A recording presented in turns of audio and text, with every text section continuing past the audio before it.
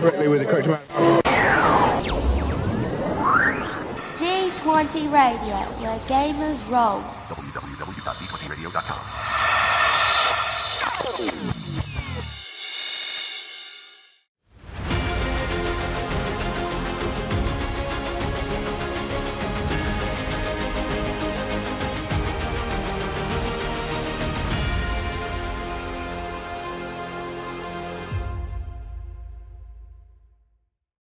Welcome back to the How We Roll Gaming podcast.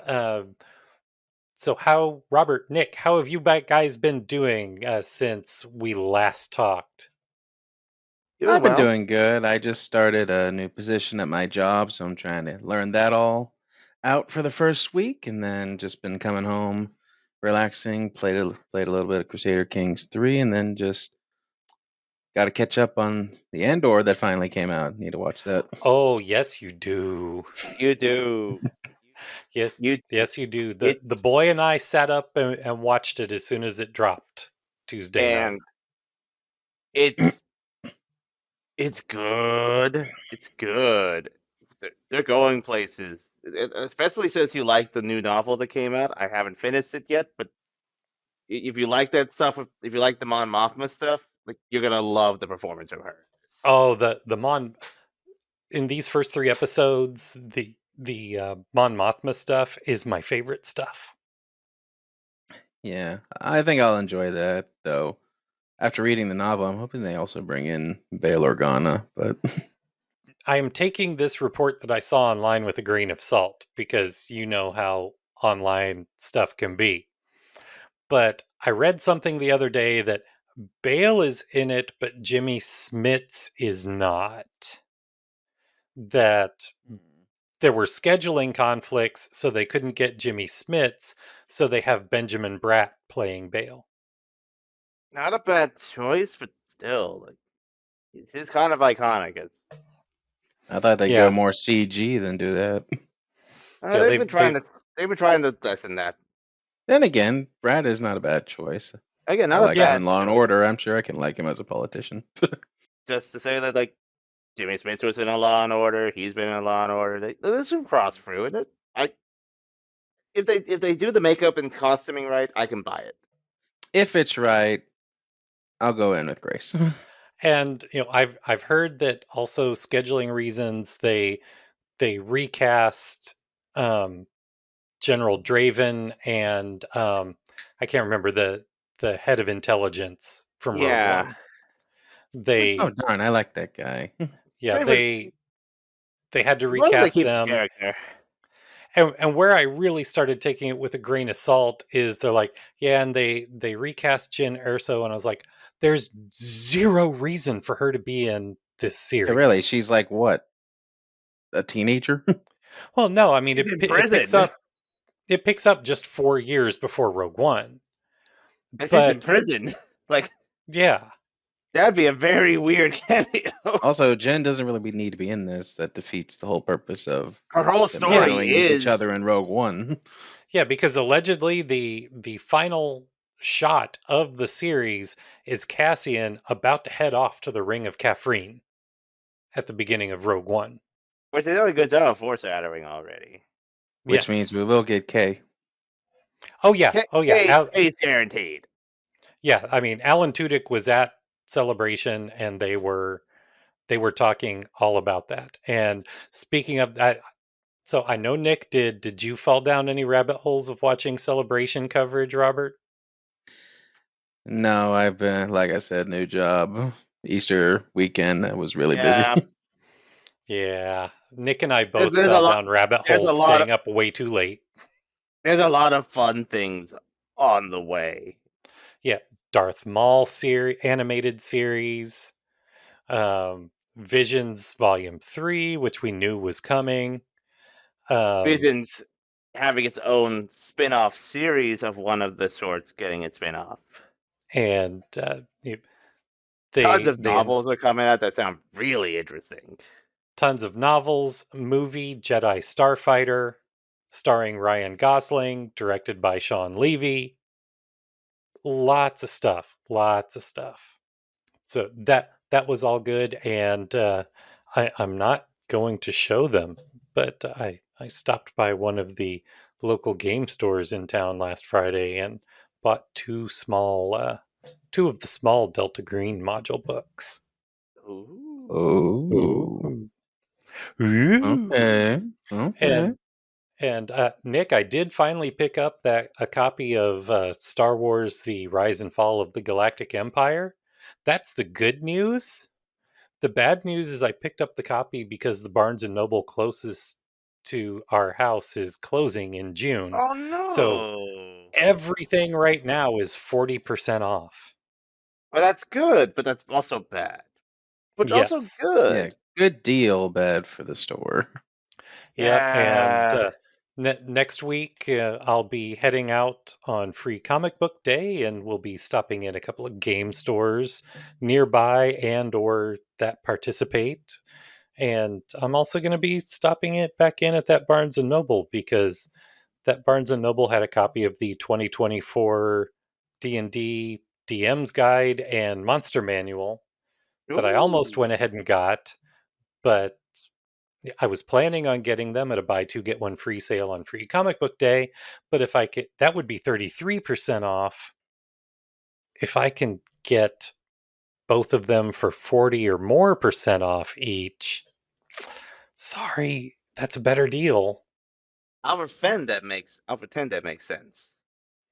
I know, Nick, I was mathing, Yeah. and you don't like when we math, No, but it causes me the headaches. it gives you the vapors. Mm-hmm. Well, then we will move on from mathy stuff, and we should probably get started with the actual show. But before we dive into this episode's subject matter, let's take a quick moment to mention the other great podcasts that are here on the D20 Radio Network. And there's lots of great shows that cover gaming content here on the network.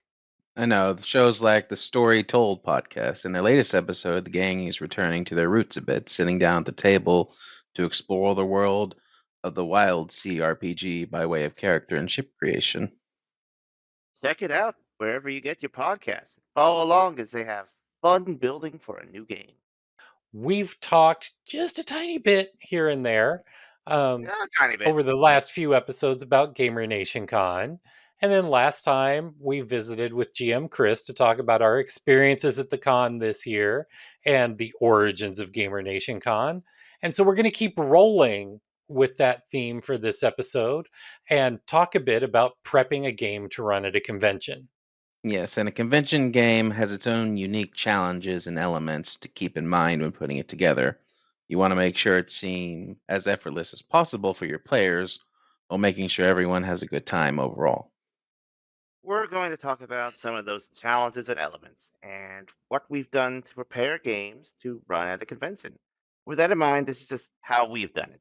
So feel free to take inspiration from what we've done and sounds like it will work for you.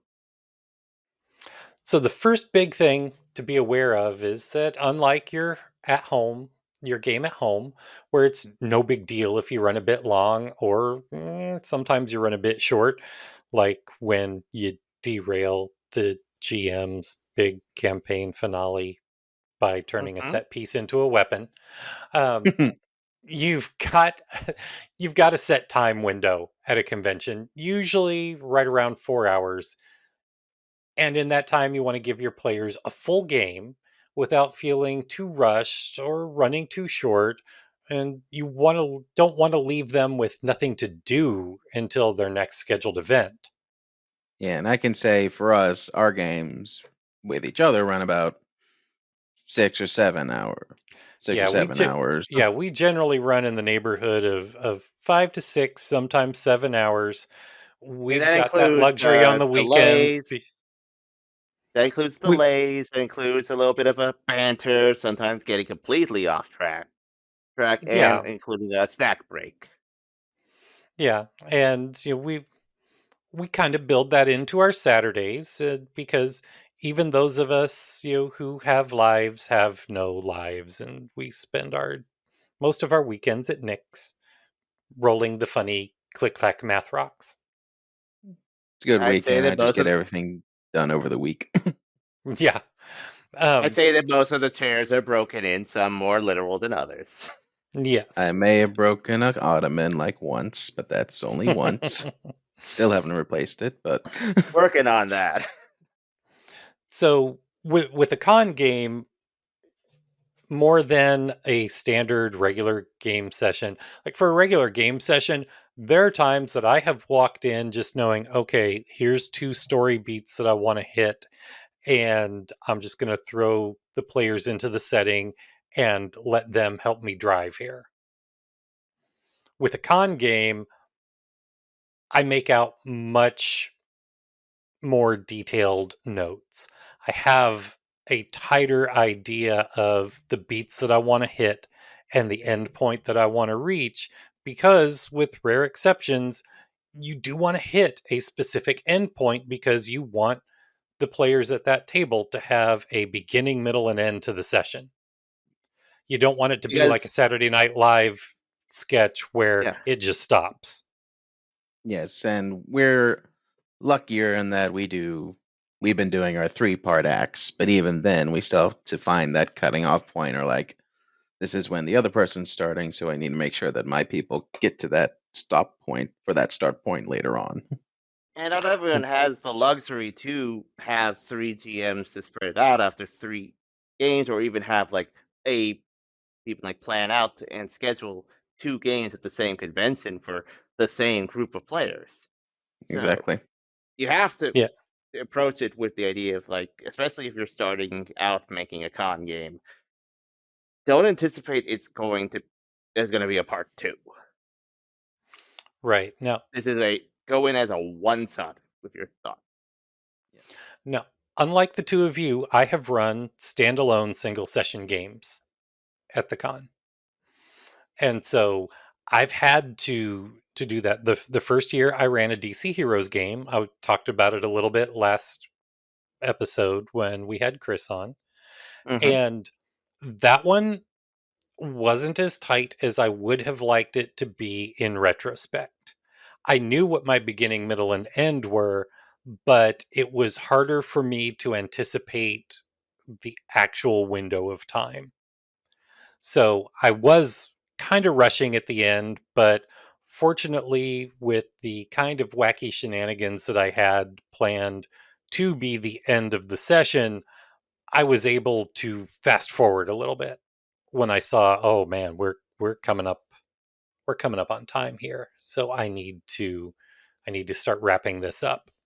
Yeah, and even in our 3-part acts, I know the last con for my act 2, I did realize, oh, I've spent a little too long on this, so I kind of sped run the last portion of it to get to a spot where Nick could take over. Yeah, and that can happen. And that can happen even if you're doing a single one. Now, the second time that I ran a solo game, things were things were a lot tighter. Ironically, that was one that all I really had was the basic setup. I didn't have copious notes. So I found it a little easier at that point to, okay, I had this idea for something that they could do, but there's not going to be time, so I can scrap it. And it felt more natural. And for all I know, the players in the DC Heroes game didn't notice that I was fast forwarding stuff or And anything that's like probably that. something that I feel that is a good way to approach it, in that more likely than not, these aren't players you're going to be playing with again, so they don't necessarily know your play style. So They you don't know your can, play style, and the thing of it is, what I was kind of having in mind just now is that I knew those story beats that I was cutting out, so it seemed obvious to me yes, that I that's was where I cutting was stuff picking out. up on, like, that's what I was sort of picking up on, and the fact that your regular table might notice where you'd usually cut a piece, or where you're slimming something down or adjusting. You can get away with a little bit more leeway with new players if it makes certain that they get those beats in. This is assuming that that's how you how you scheduled the game itself, and we'll have something to base it off of, so you can feel a little less self-conscious, like, well, I wanted this to happen, but for time I have to cut it. Or in Yeah, some and instances, the players take it off in an entirely different direction that you can just spin into something new that you didn't expect and still finish in enough amount of time for them. exactly. And that's what happened in the final act of mine and Nick's cross table alien game at the con this year, in that we had a big giant monster fight ready to go at the end. And we're like, okay, how are the PCs going to get through this? And, being that it's alien and being that it's a con game, we were fine having a body count, but we ended up just throwing that monster fight out the window because what the players had brought to the table with the characters and how they started interacting when we brought the two tables together was much more interesting than the giant monster fight. Oh yeah, I sort of use that since most of the action was happening on your side. I described the big monster fight as like a metaphor for like in the background, and even some of the players were picking up. It's like, oh, it's a metaphor because we're fighting each other. The monsters are fighting each other. And then last year, the one that seemed to run smoothly for me, the solo one that ran smoothly last year, was my Star Trek game. And I mentioned it a little bit last episode. The theme of last year's con was Lord of the Rings. So I just, I had a fun little idea for Star Trek. It's a holodeck episode where the PCs are the crew of the ship. And, just for grins, it was called the USS Jackson. Shout out to GM Hooley for coming up with the idea and the name of the ship and being kind enough to let me steal his premise since he was unable to come to the con. But I just said, okay, they're in the holodeck. They're playing a Lord of the Rings reenactment for leisure, and the holodeck screws up, as it does. And I just went with it, and I riffed. I let them follow, or I let them direct where the story went, and then I just threw adversaries and situations at them because it was a nice Honestly, that's synchronicity kind of in. how we did the alien game in general, like at least how I planned it out. There are certain Yeah, beats of like certain like stuff, but I let the character sort of like, okay, they're going this way. If I need to move them, here's an action set piece. And there's entire like creatures of weird creatures and set pieces they didn't get to see, but they're like always meant to be like, okay, is there a lull here? Then this will push them to the next spot. right. And it was a kind of a nice synchronicity with that Star Trek Lord of the Rings game in that the player characters were working off of their knowledge, which may or may not have been extensive, of Lord of the Rings, which is exactly what the players were doing. Like, okay, we're in Lord of the Rings and we're stuck in Lord of the Rings and we need to get out. So if the program will end when we reach the end of the Lord of the Rings, how can we speed run Lord of the Rings? And it worked. Yes, and Uh, that's a good way to point out that at a convention game, you are in a set period of time, and you also have to factor in bathroom breaks because there's always like 10-minute bathroom break in between. Or But split up in how you many definitely increments you want to.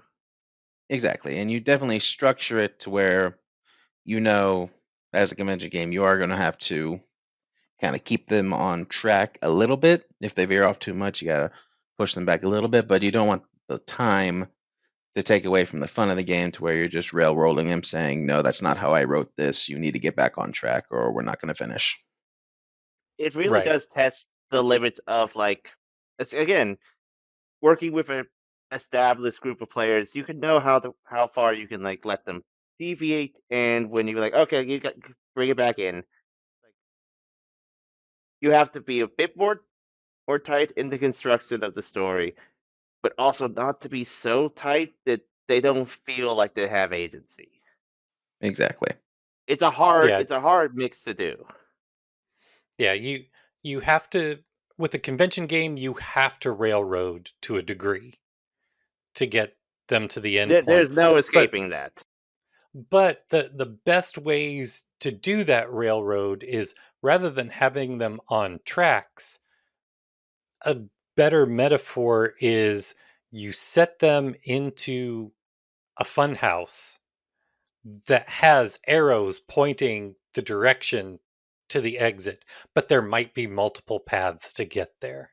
A, a better Exactly, example because that I would say us going to use, especially since I was writing up I have a horror idea that probably won't fit the theme next year, but I want to do one time. But more like a haunted house. You know how haunted houses are. You Yeah, go in there yeah, totally. expecting like a linear experience. It's your but like there's your experience, how you react to the scares and stuff like that. But the whole time you're going from like zone to zone, plot point to plot point. But it's like you can easily disguise that with like the scares and like the traps and everything to be like, okay, it makes it look like, oh, there's two paths going in separate ways. They all lead up to the same chamber, but you don't have to tell them that. right. And um I can't remember, did either of you play in Darren's the Rad Batch at the Oh con? no, I didn't. No, I wasn't able to get in. Okay, so he did pretty much that very thing. He was telling us a little bit about the structure at the end of it. It starts off, you know, we're clones. We wake up from suspended animation, and there's something pounding at the door of the med center that we're in. So we have we get out of the med center, and there's two paths in the hallway. One leads to our equipment, and the other is kind of a shortcut to the shuttle that will get us off of this Kaminoan station that's being bombarded by the Empire. So And what so do you want more? it was totally up to us to decide which path to take. But one path would give us more resources and take longer. The other would be a shorter path, but give us less resources. But ultimately, we would have converged in the same laboratory that was the midpoint. It's just what we encountered along the way was Again, different. like I Exactly. that's how I set it up on my half of the station. It's like of our alien game. It's like, okay, there's you could go towards the armory or you could go towards the machine bay. Yeah, One will get them more weapons, one will get them more equipment. And it's like depending on how they were playing their perspectives and who was taking charge, that either way they were going to be railroaded, big finger quotes there, to the next story point. It just depended on which resources they got, but they would be rewarded for their choice. Exactly. Watch your time.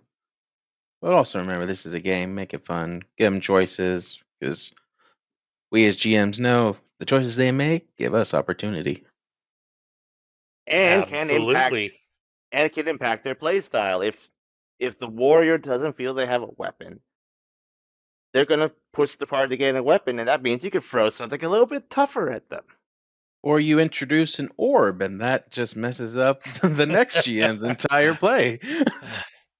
But I always do, when I'm running a game, whether it's part of our three-parter or it's one on my own, or the two table, especially with the two tables side by side, Mm-hmm. I always keep an eye on the time. Now, that two table side by side had its own unique timekeeping aspect to it, in that Nick and I, and Nick can back me up on this, we built in a 3-act structure to the game, and we had definitive moments that happened for both tables at the end of each act that were based on time.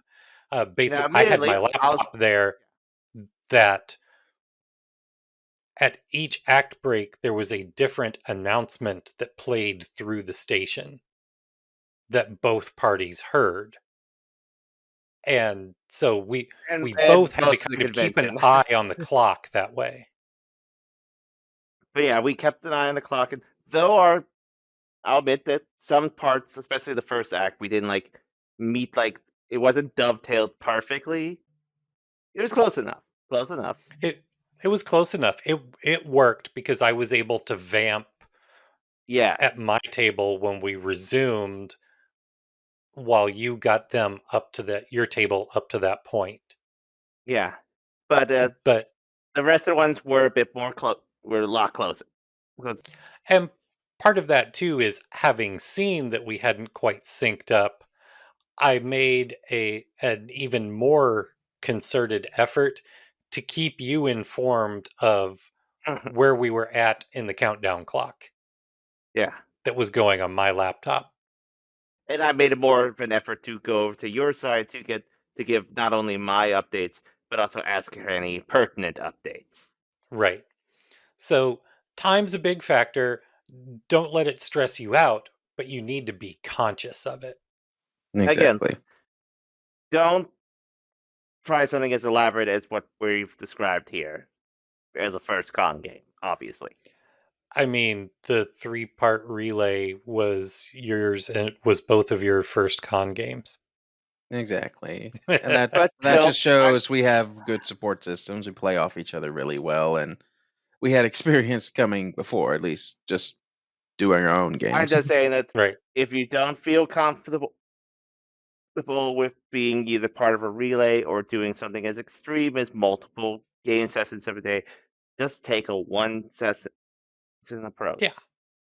Yeah, and That's it's exactly. always entirely up to how you work. Like, there's a lot of different types of games. Like, there's scheduled games where you prepared for it.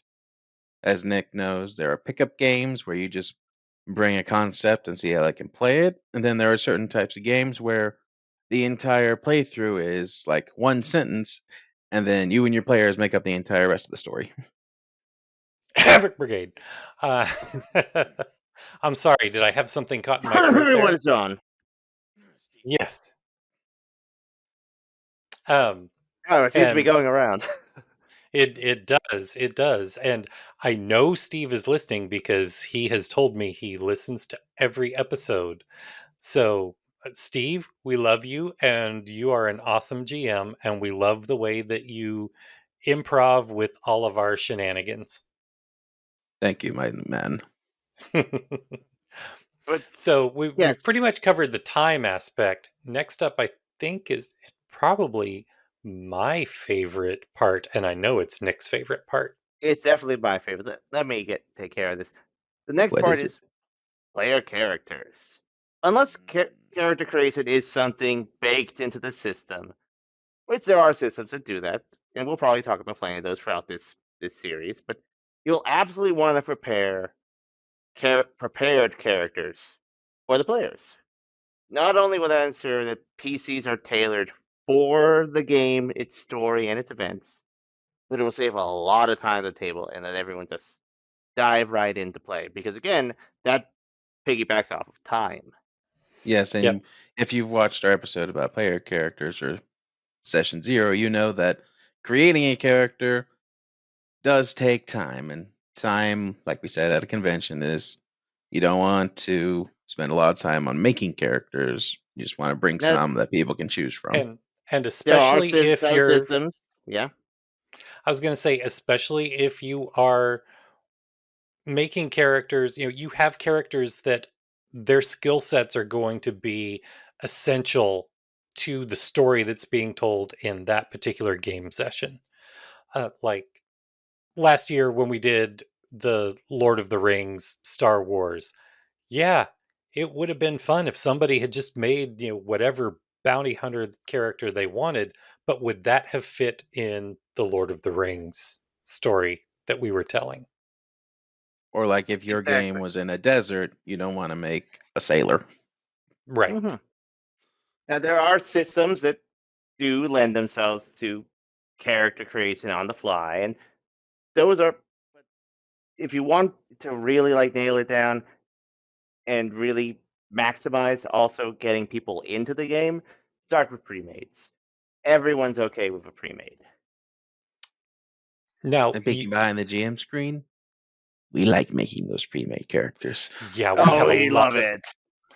So to give everyone listening an idea of how much fun we had making our characters for our Delta Green relay, each of us had 6 slots at the table. We made 8 pre-gens. And we Because went through the whole kit and caboodle for them.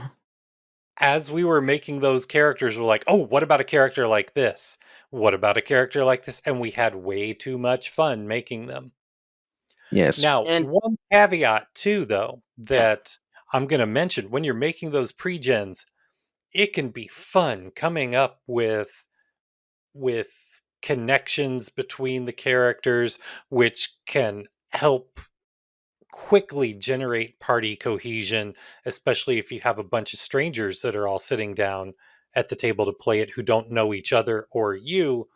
One thing that we did run into, and I don't remember if I mentioned this to you guys or not, with the Delta Green game, when I played part 1 and Robert sat at the table, so I know he saw it, but we had 2 of the pre-gens that we had decided in the backstory of the group, these 2 characters had a short but very intense affair. Yeah. And it had broken off. One of them had been more invested in it, and the other was just like, that was a fun fling, but I'm done now. And one of the players at the table pulled initially the character that was really invested in it. And as he was reading the backstory, he's like, I'm not comfortable doing this. Yeah, because I think he was a younger participant as well. Yeah. And I was like, that's fine. That's totally fine. You know, you Well, can we had either 8. pick you can pick a different character or you can just ignore that part of it. Yeah, we had there's like nothing saying you have to do anything with it. We just built all of this in. So you want to keep things like that in mind. Am I including an element that there might be someone who is uncomfortable with this character element, even though it can generate a lot of really good game potential and story and potential? that should be baked into sort of the opening talk that you have at the start of the game. Yeah, pretty much the mini session 0 before everything begins. Yeah, so like explain it like, okay, here's the characters as they are. You may choose to ignore elements as they are. Still to be able to like, that's still a good way to like, if again, a large percent of the chances you're going to be gaming with people that you've not gamed with and they have not gamed with each other. So this is a good way to at least create party cohesion without them knowing each other. But if they don't feel like that element works with them or they don't dive with this part of it, they're free to explore the character on their own, just using it as a jumping off point. Right. And the thing is, in a case like that, if he had chosen to play the character but ignore that part rather than picking a new character, which is what he did, at that point you tell the player that has the other character that's part of that, hey, that's going to be off the table. Yeah, you could And even that's say not you're in the mission, you don't have time for personal feelings, just get the job done. Right. however you want, or however you want to agree. What's more important, and this may sound counterintuitive to especially how I make characters normally, it's important.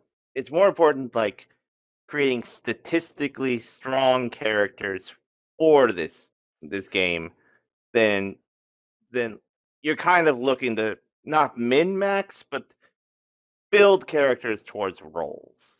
Exactly.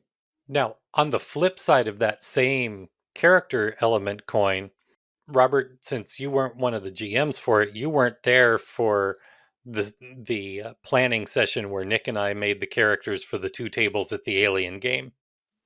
Nope. But you saw the characters. I saw the characters. I saw the photos you printed out. I saw all the relationships. And us. We worked on those for like. Oh yeah, the minute I saw them, looked at the 6 hours? table and saw them, I'm like, You guys put way too much into this. Well, And yet, knowing not us, you enough. looked at it. Knowing us, you looked at it and you said, "Oh yeah, they had just as much fun doing this as we had making the Delta Green characters." Yep, I was like, And we did.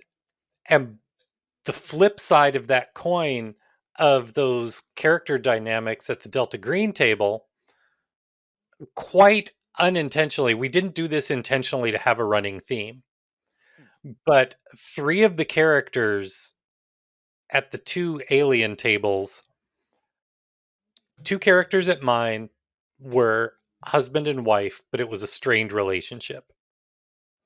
In fact, the wife's personal item was unsigned divorce papers that she was just waiting for the perfect moment to give to the husband.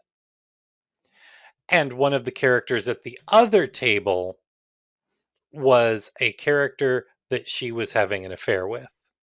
And the character also connected to them at my table was the daughter of that relationship. Of the husband and wife. who would rather be downstairs than be up there with their parents' drama. Right. Yeah. And so. Fun fact, oh yeah, you were there last time when we described the fun fact that the characters didn't know that the daughter character and the affair character didn't know that they were connected at all. Oh yeah, and I remember our play test where my character just straight out said, "Yeah, he's having an affair with your mother."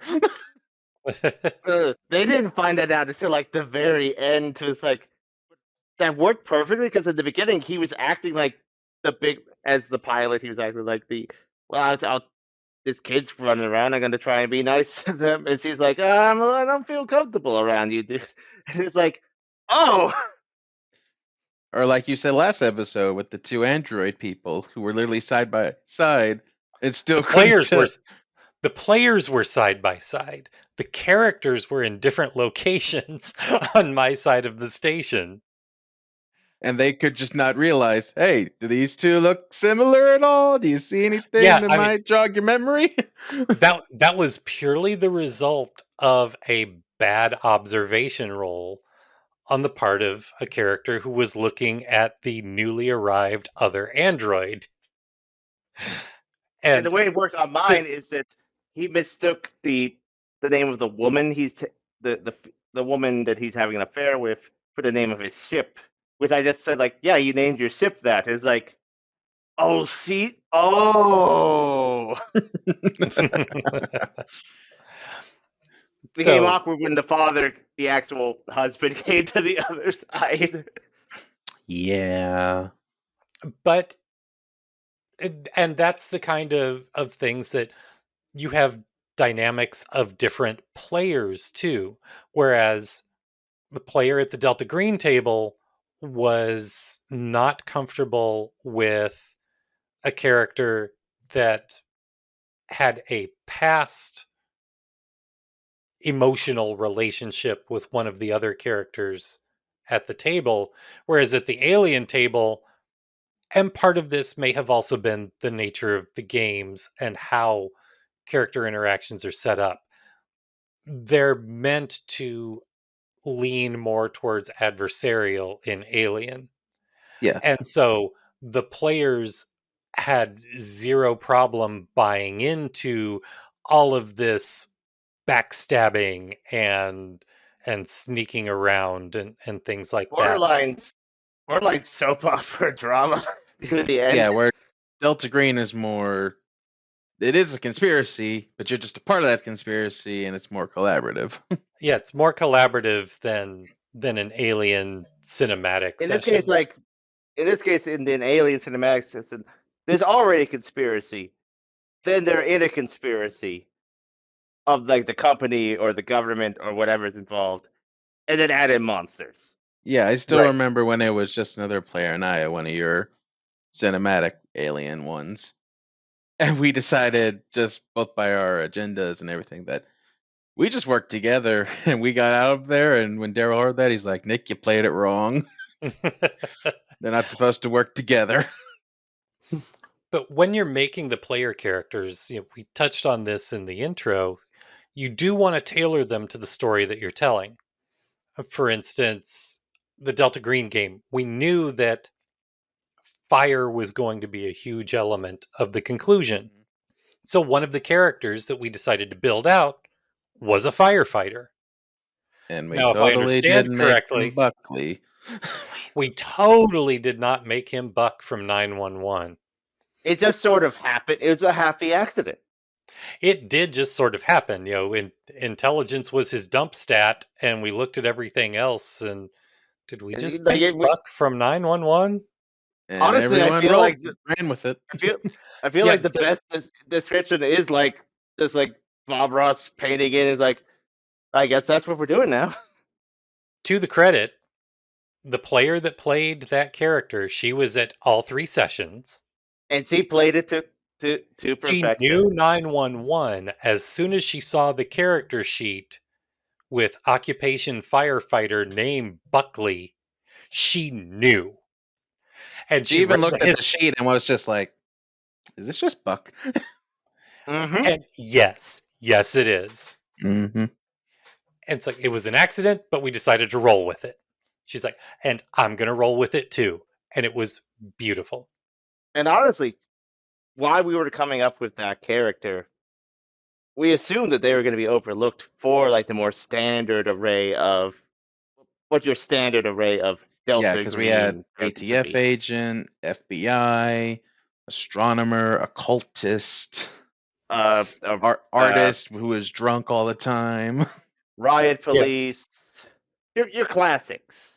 Because we Yeah. planned this out to where, like, oh, maybe they'll think the firefighter's done it before, and like, what we're looking up a murderer. What's the firefighter gonna do? But then later on, they'd be like, oh, we need the firefighter. Someone play the firefighter. But no, Because like it took me looking at like the stats for like the main antagonist at the end. It's like, oh, it says like normal fire suppression is incredibly effective against these things. So, but it was That's the the exact only thing. opposite because nearly every time, whoever showed up first would be like, I want the firefighter. yeah, I want to play Buck. I want to play Buck. So us leaning into that was probably a positive. Yeah. And it's just take a look at where your story's going to go. Take a look at the character types that are in the system that you have and build accordingly. Like if you're running a Star Wars game and you want to do a classic smuggler run, someone's got to be the pilot. Someone's got to be be the muscle, someone has to be the face, the mechanic, the smarts. Yeah, someone's got to handle the gun. It's like you basically make a classic crew.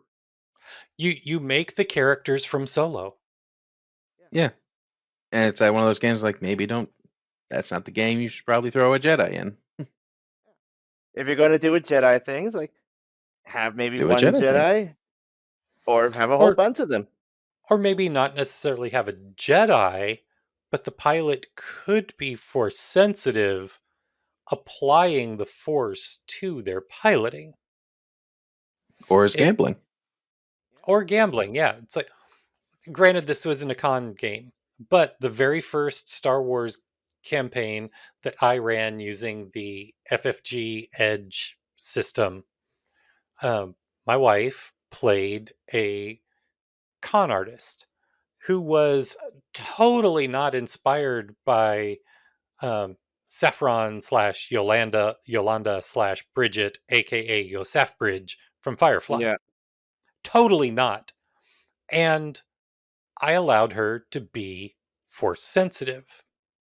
I GM granted her Force rating, but the character was unaware that she was Force sensitive and could only spend XP on the influence Force power tree.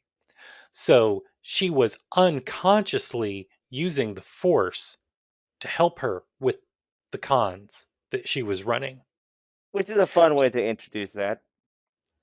She was unknowingly basically using the Jedi mind trick whenever she was fast talking somebody.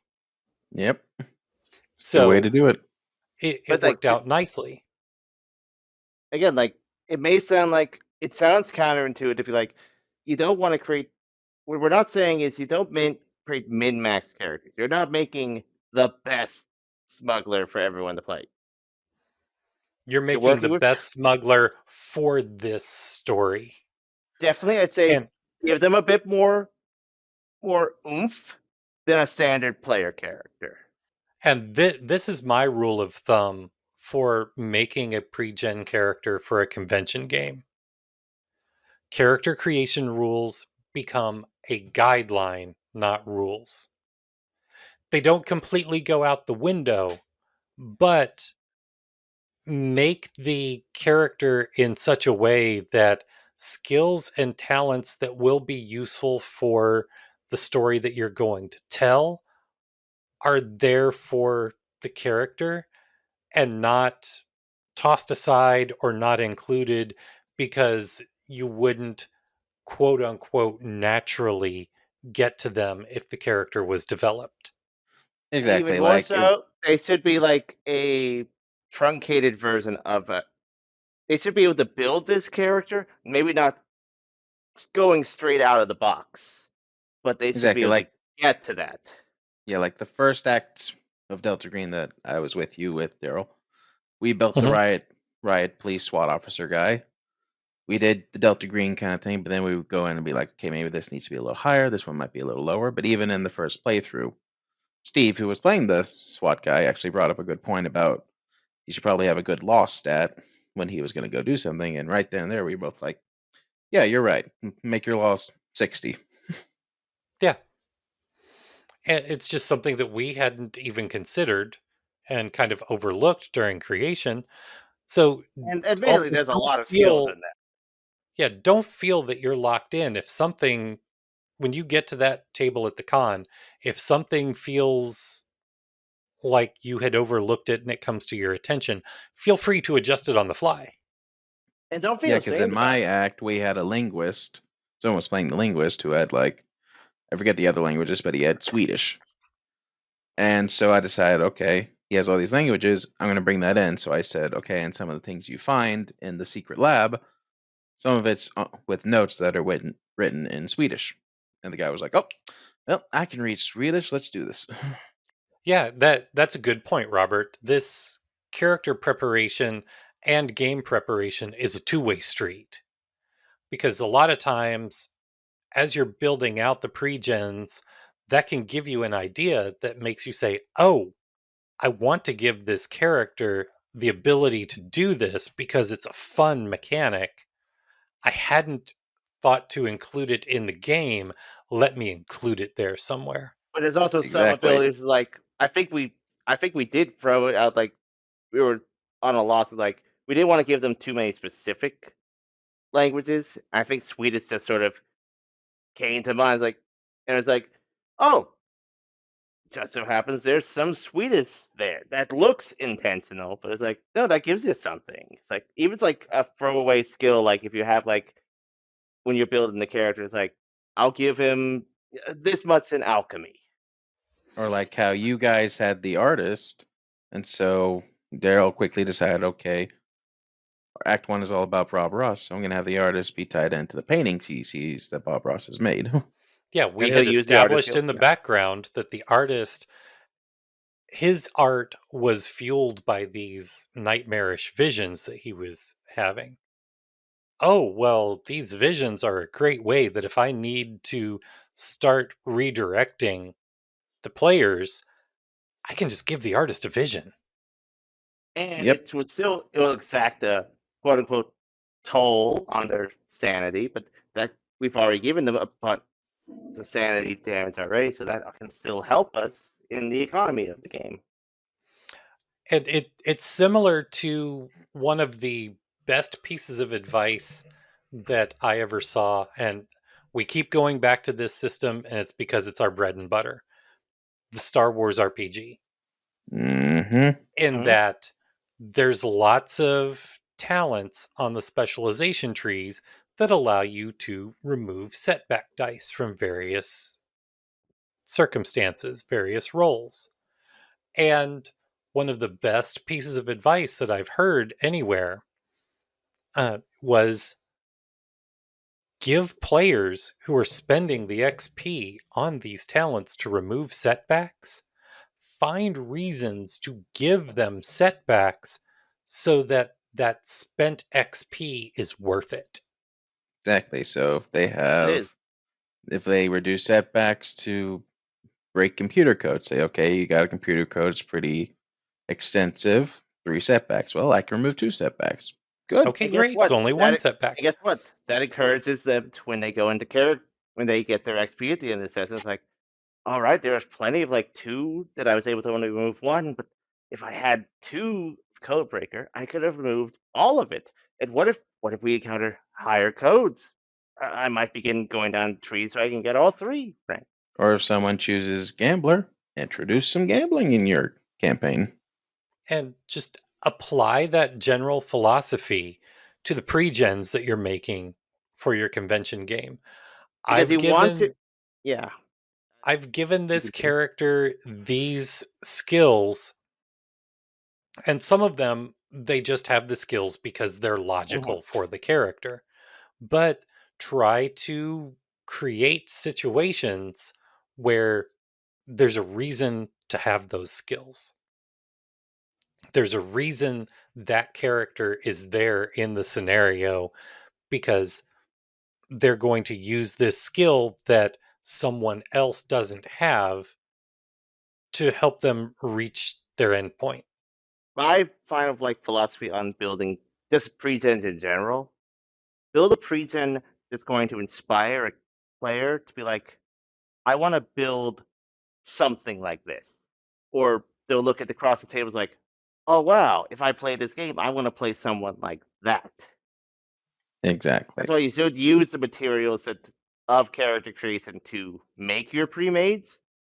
Just not be wholly absorbed to them. Give them like the, oh, that's so cool. I want to be able to do something like that. So they can come into a game session and be like, all right, I have this example of like mechanically what I want to do. And a good possible hint is almost every RPG out there these days has a starter game that comes with pre-gens.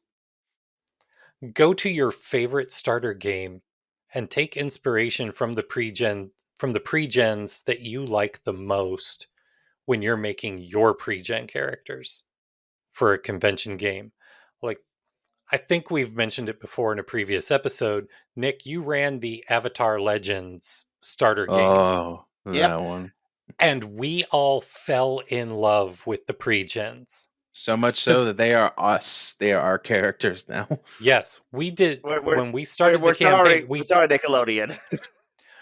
we demanded a campaign in this game, and you said something along the lines of, okay, I'll schedule a session 0 so that we can create characters. No, we And have our characters. we have our characters. We are using these pre-gens because we love these characters.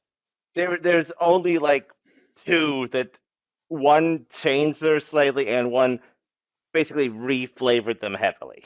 Yeah, basically just reflavored the backstory to be like, no, this is how I want it to be. But the rest of them are, but like 80% of that campaign is just straight from the box. Yeah, I know me, and I'm sure Daryl and Nick can agree, best pre-gen characters I've ever seen, ever Yes. made. Honestly, like I was like, That Kickstarter that got all the money well spent. it went honestly, into the like game. those guys that wrote these things were like, damn. They understood the assignment. You earned all that extra money. Perhaps they worked too well. Like usually it's like, oh, this is a cool pre-gen that you'd be like, take inspiration. Like, no, this is a full-fledged character. Thank you. I'll be playing this character and I will hear no other discussion about it. I But was like, I said what- good I was- day, sir. That's literally It's how literally it was. Like, I was like, we're having fun with these, but you can make characters like this. You can say, no. Yeah, it's the only game I've ever played where it's be like, I don't need to make a character. I have my character.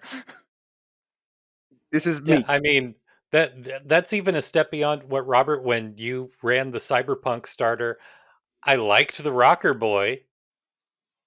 I built a very similar Rocker Boy for the campaign because I liked it and had fun. But no, with the Avatar game, no. Give me the pre-gen.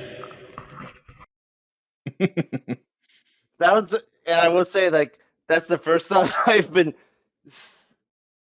low-key bullied into a campaign. You were not bullied. You wanted to run it. That's why you dropped the money on the Kickstarter and all of the books for it, just like me. You knew you wanted it. We just made it easier for you. We You gave me enabled the you. excuse. You enabled me. We But, like, enabled you. We gave you the Yes. title. You said it was a great title, and then you just made everything around it. am making it. It's working out so far. Yep. Now, there's one more pillar of coming up with a convention game. When you have your characters ready, you need one more thing. Yeah, when you know how long you got and you know what characters you have, now's the time to play test it a little before you actually get to the convention. And if you can, we strongly recommend running your convention game using your regular group. The people that you know. This will help you get a feel for anything that needs to be tightened up, see where players might go outside of where you expect them to, make sure you can comfortably run the session in the time allotted, and more. Because with your home group, they'll be honest. They'll tell you what worked, what didn't, what you might need to tighten up, what you might need to loosen, or where you need to go. But if you also can get an entirely new player to be in the game, just one or two, it can help as well because you can encounter what you can expect at a convention, complete strangers. And it helps you get mentally prepared for them that you'll encounter when you run the game at a convention. Yep, honestly, we were very this lucky. is the best advice we've ever had. We were very lucky when we play tested part 1 of Delta Green. We had 2 brand new players that none of us had ever even met before. One hadn't even watched Aliens. Well, no, we're talking about Delta Green. You weren't there. I wasn't there for that. I wasn't there for that. No, we had 2 brand new people who signed up on the meetup. Brilliant. That they were great. They were great, and they were a fresh set of eyes because since we didn't even know, none of us even knew them outside of that few hours that day, they were able to give a completely fresh set of eyes. And their insight really helped, especially with yours were pointing out something I didn't even notice. Pretty much every bit of feedback they gave, I applied to some degree or another to part 1. And then for the Alien playtest, yeah, we had 2 people that one or more of us did know from outside of there. That's how they showed up. We personally invited them. But like you said, one hadn't even seen an Alien game. Neither of them had ever played the system before. The one that Stephanie and I knew, we had play at Nick's table so that it was someone that didn't know my vibe. Which was good because it was also good for me to have someone I didn't know so that I could bounce off of them more organically. Exactly. And it was fun.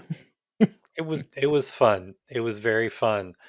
But yeah, playtesting works the kinks out. I cannot recommend it enough. I understand that not everyone will have a chance to playtest. I understand that there's a variety of reasons for that. Yeah. Because I know for a fact that Steve came into the con. The Bigfoot game, he barely finished in time. The Bigfoot game was originally going to be inspired by Havoc Brigade, but with him kind of making his own system.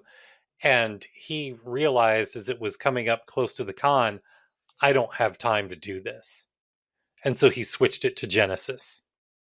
So it's not always possible to playtest. We get that. But if you can, especially if you recommend strongly doing it. Because it's invaluable. Even if it's your going back to our Lord of the Holocrons last year, we got some incredible feedback from just our regular group of players. Yeah, what worked, what didn't work, what we might want to think of just taking out altogether to make it run more smoothly. And sometimes the playtest can give you inspiration for something that you hadn't even considered. Yes. I'll use our Delta Green game. I'll use part 1 as an example. We always knew that part 1 was going to end with the players finding Bob Ross mid ritual killing. Spoiler and alert, he actually does it. Yeah, it's and not a other person. and result in Bob Ross's death. During the playtest, at one point, they went to the Bob Ross Museum there in his hometown.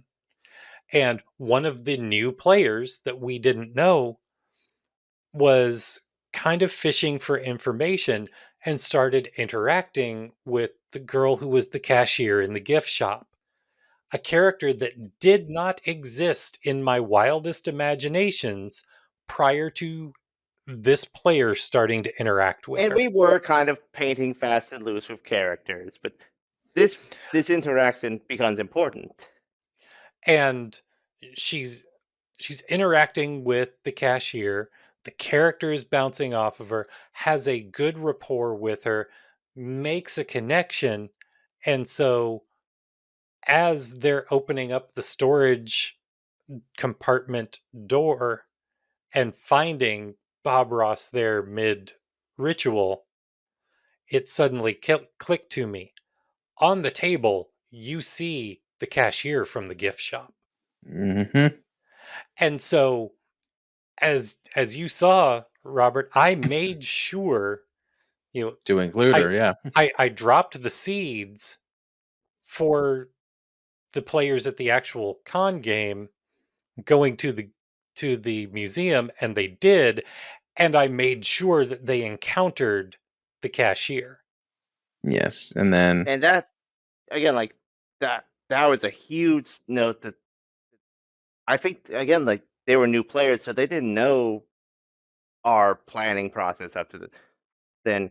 So that was a completely new insight to how to get that they didn't even bring up in their notes. They had other notes, but like that was a big note that we both picked up on. It's like that invested everyone in the scene. exactly. And what learned for me in my Act 2 one was more of what not to do, because we actually ended it. The player who was playing the artist, Salvo, was actually somewhat upset because throughout it he had sanity, which then caused his alcoholism. He wasn't in a place where he could get alcohol, so he had a -20 on everything. Then he got past his breaking point, which caused him to have another setback, which basically on top of the alcoholism made him a -40 on everything. So I can admit this, throughout the entire Act 2, he basically couldn't do anything because he was at a -40 on rolls, to where his highest threshold was like 40. So he really couldn't do anything. And he He was said at the basically end, nerfed. yeah, I basically was entirely useless in that entire Act 2. Work on maybe finding some way to get an artist involved in a more action heavy session. And I took that criticism and be like, okay, I'm going to shave off the combat a little, because we also took too long on what we like to joke about, the one Arnold Schwarzenegger guard. The Terminator The, guard. the Terminator guy. Who, They still say he's out there somewhere. yeah, let's just He's say still out there, and after 6 rounds he was still up. So yeah, that wasn't a bad thing. after 6 rounds he was still up, and at one It's like point we were hitting him with we were after hitting him with like actual bullets and shit. after the scene ended, I'm sure that, we ended the session, and then, the credits roll, and then mid credits, all of a sudden he stands up and I'll be back. Yeah, so I was like, okay, when actually breaking this to the convention, I'm not going to stay out the guards. They're going to be cinema stuff, and they're just going to die in a few rounds. They're all just going to die, and you'll be left with the fish people. just to cut it down, and also making sure that any characters, there's not a lot of time for them to get fully insane and cause a detriment to their game, Yeah. which helped include them. And it was even funny. I tried not to put the more action heavy people in the action, and yet the guy who played, I think, the astronomer,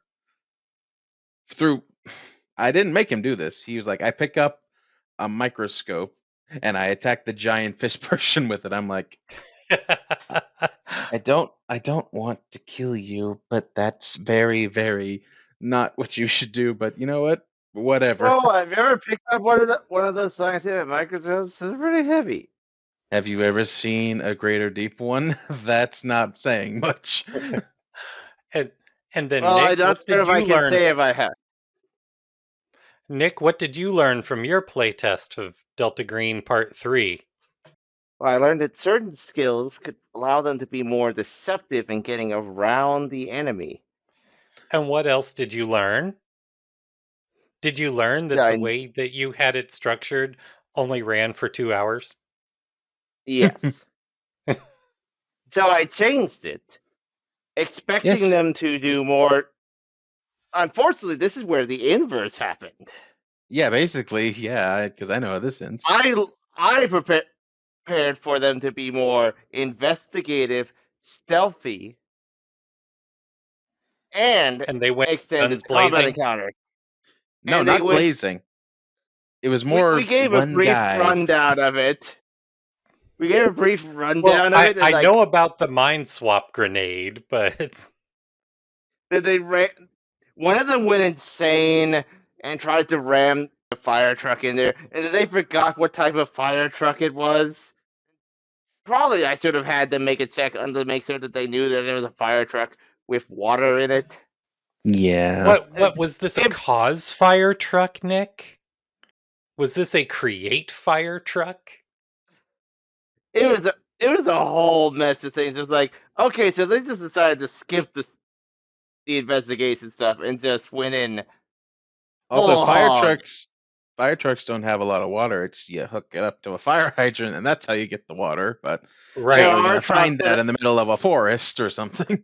there are fire trucks, and I specifically made certain that I guess I didn't know that they didn't know what types of fire trucks have water in them. My bad. People don't usually know that right off the bat, but that's why we had the firemen. And they didn't Yeah, make a but check Buck's on not a that. bright guy. I think he can at least decide, okay, that's the color of the truck that has the water in it. Okay, that's Well, fair. no, they ran up and decided to join in and try to fight the cultists. Yeah, that's ironic. The firemen went in to fight the cultists, while the SWAT police officer went to do the fire truck. And then went insane and also has pyrophobia. Yeah. It was a So, whole mess. So all kind I played up to my playtest, but nothing in my playtest was prepared for my players. Which is a good thing to And note. You can have a play test, but that doesn't mean that's what's going to happen in the convention. you can have a especially, playtest, but the big universal RPG axiom will still apply. it's the same thing with all No war scenarios. no plan survives first encounter with the players. Especially if they have what essentially becomes a mind swap grenade. Yes. Which I introduced. Did not expect one of the players to be hooked on that. Oh, I didn't expect them to even use it that way. I just was there for you, how you described it. And again, I keep on saying it. Like, he describes it as like, I'm shaking it. It's like, why are you shaking it? It's not Diet Coke and Mentos, and I'm just tossing it in the middle. It's like, what? Which we can note that this was the same player who, in Daryl's Act 1, got one of those characters that had the affair and be like, I'm not comfortable playing that.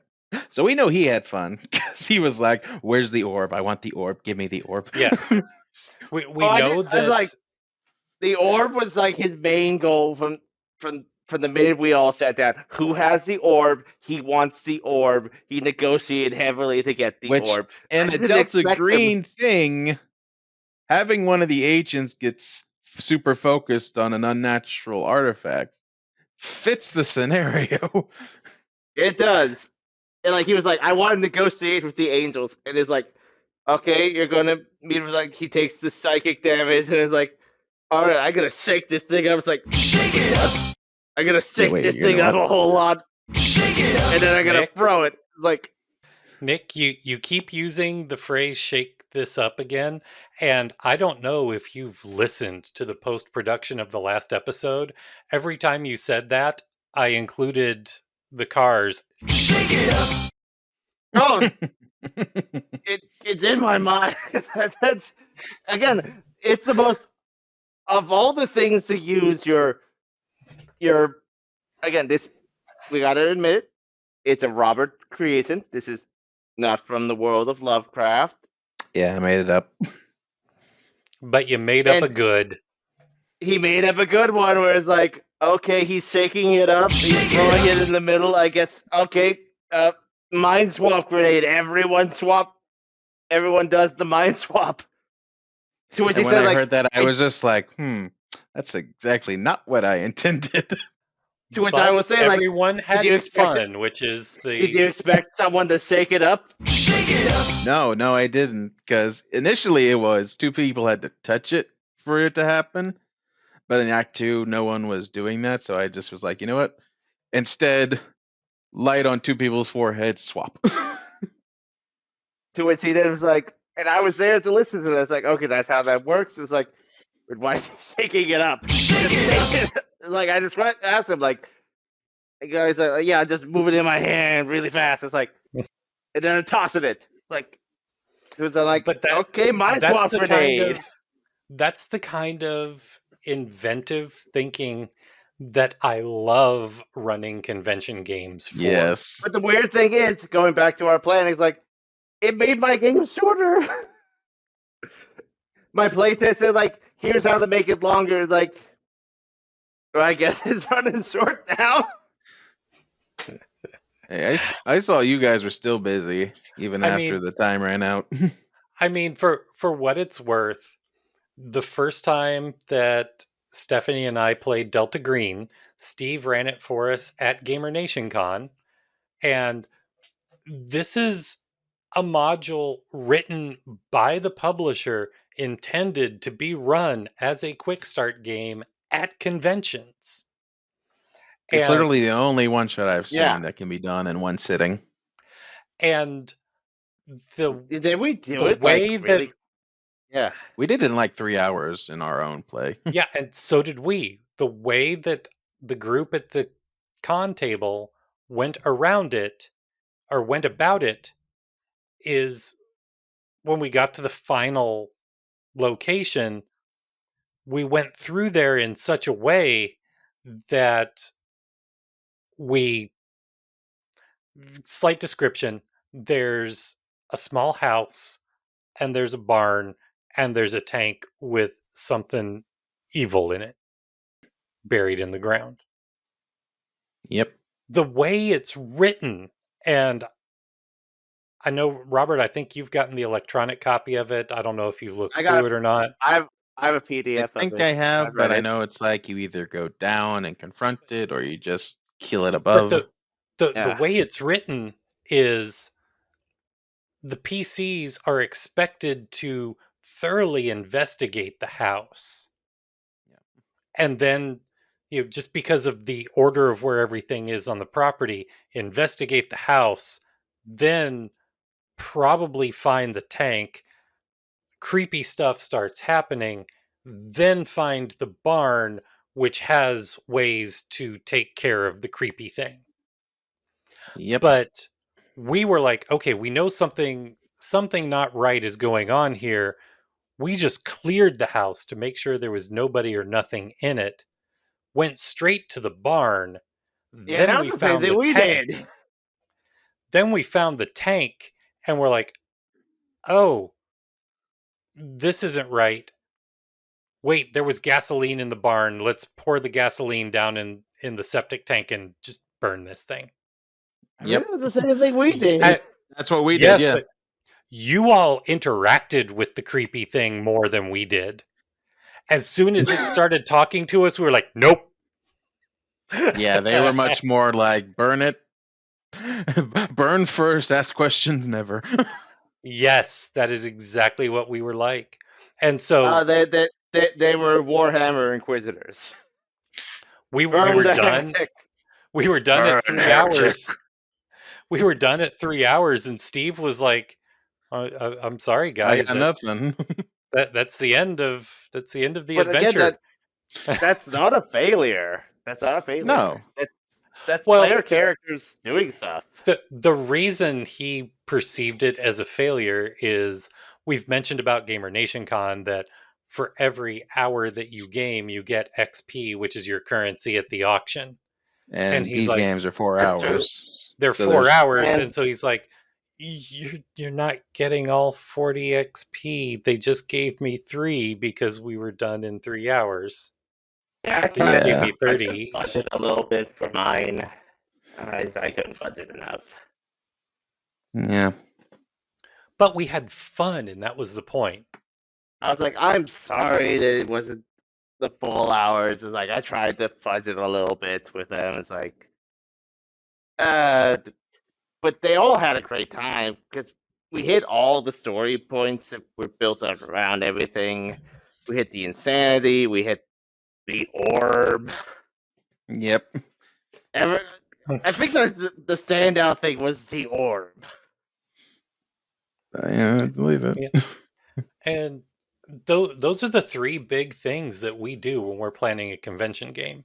I mean, some of the things that we've talked about in previous episodes can apply. Like you want to come up with a good story idea. You want to come up with a good hook that's going to, when you list the game out, entice people to sign up for it. And You want to be a good GM. You want to be a good GM. You want to be a gracious GM at a convention game.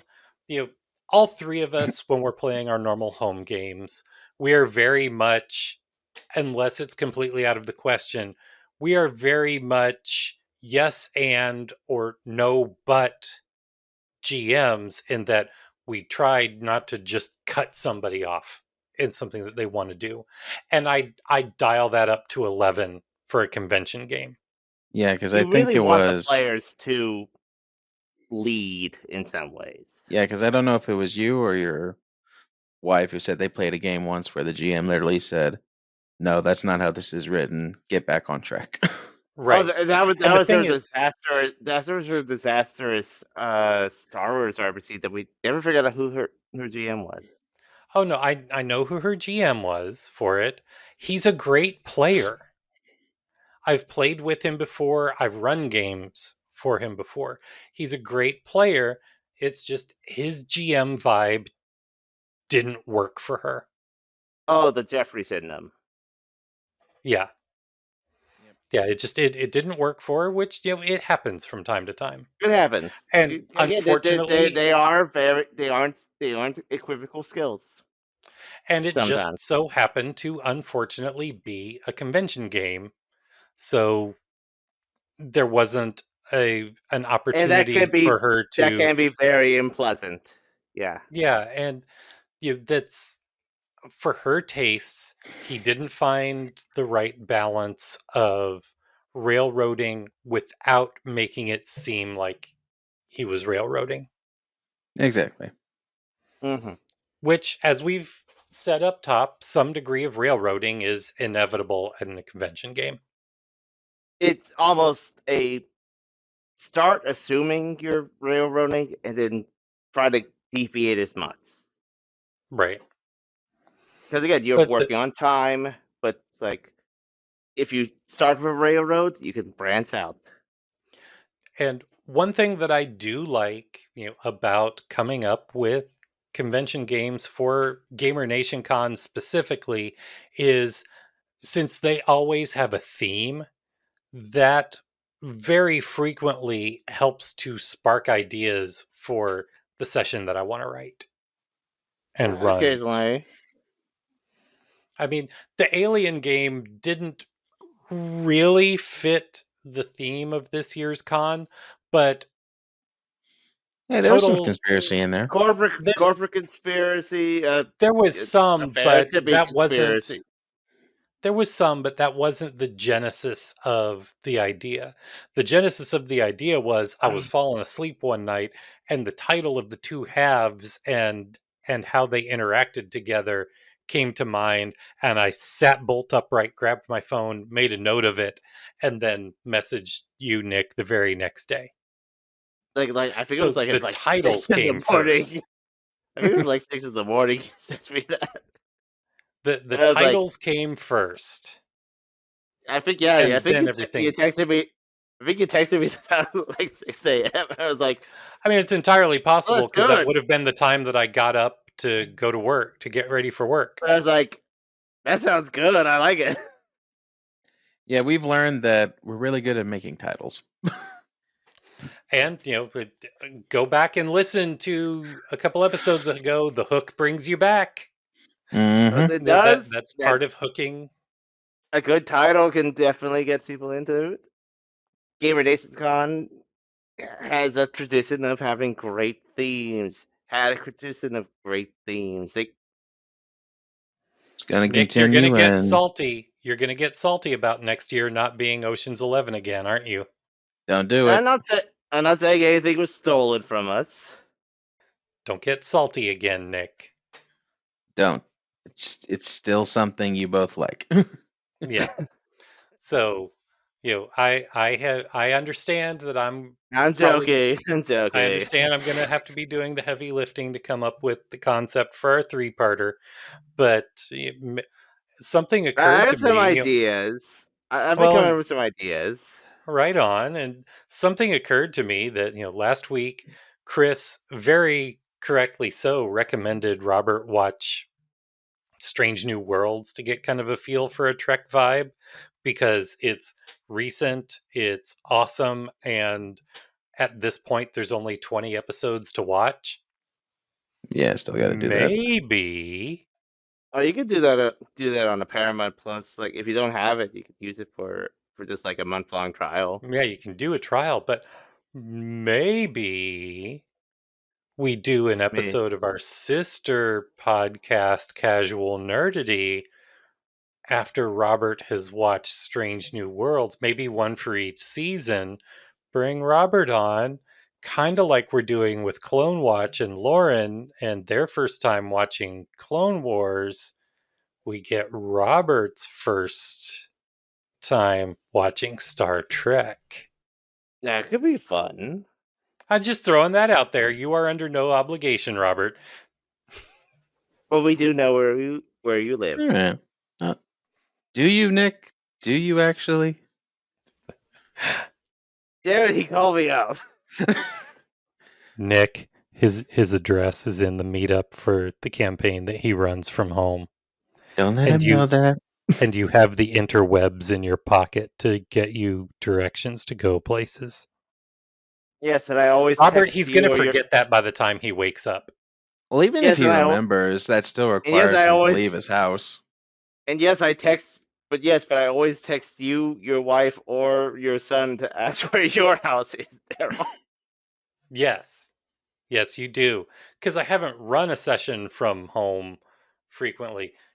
Nick, you can store those things in people's contacts in your phone. Or heck, you put it in maps. It's on your recent searches. We're picking I'm on Nick very, again, Robert. You, you I'm know, very bad with technology. when we start picking on Nick, that usually means we're coming Yeah, up that to the end of usually the is a sign episode that we're done. because Yeah. we've run out of subject matter, and then we just turn on Nick. Turn on Nick like it's Lord of the Flies. So Oh, I'm not the guy with asthma. that could be a different con later. yes, Gamer Nation Con 20, Lord of the Flies. Are you listening, Chris? Hopefully not. Don't take that seriously. Lord of the Dice. That does sound cool. So, any But other yeah, final closing thoughts now that we've realized we were picking on Nick and we've reached the end of the episode? we've given you what we do, but like we said, find what works for you. If any of this helps, then we've done our job, but don't take this as gospel like this has to be how you do it. And there is plenty more like just general RPG knowledge that we're sharing before and after that could be applied to this. And as a little shout out, by all means, check the other people on D20, the other podcast. I'm sure they have advice too on how to run games. Absolutely. And They absolutely do. yeah, I know and that there's an each episode of Order 66 about creating a con game. I'm sure me and Steve have ideas for making games and convention games. Listen to all of the other shows that are on the network just to listen to them because they're good podcasts. Yep. and like Daryl suggested earlier, especially during the player character portion, but also in terms of story and just general vibe, look for starter games. They're not terribly expensive. They usually come with a pair of dice, with a set of dice and pre-made characters and a small story that you can at least build off of. If not just run that at a con, that's perfectly allowable.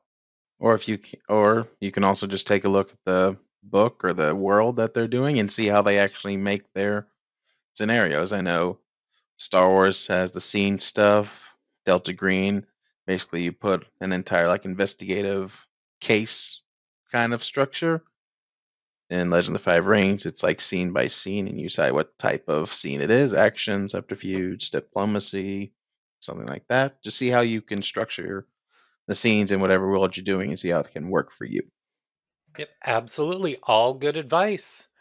And that brings us to the close. And between now and next time, be sure to check out our website at howwerollgaming.com. And while you're there, you'll find links to all of our social media accounts and information about our current campaigns. You can also directly support the show through Patreon. Just go to patreon.com/howwerollgaming and you'll see our different membership tiers starting at just $2 a month. There's special recognition on our Discord server and higher tiers giving you on-air credit and discounts on our soon-to-be relaunched merch store. Finally, if you have any questions you'd like us to answer, topics you want us to cover, or even submit your own RPG glory stories, shoot us an email at podcast@howwerollgaming.com. And we hope that you will join us next time. And until then, I'm Daryl. I'm Nick. And I'm Robert. And this is How We Roll.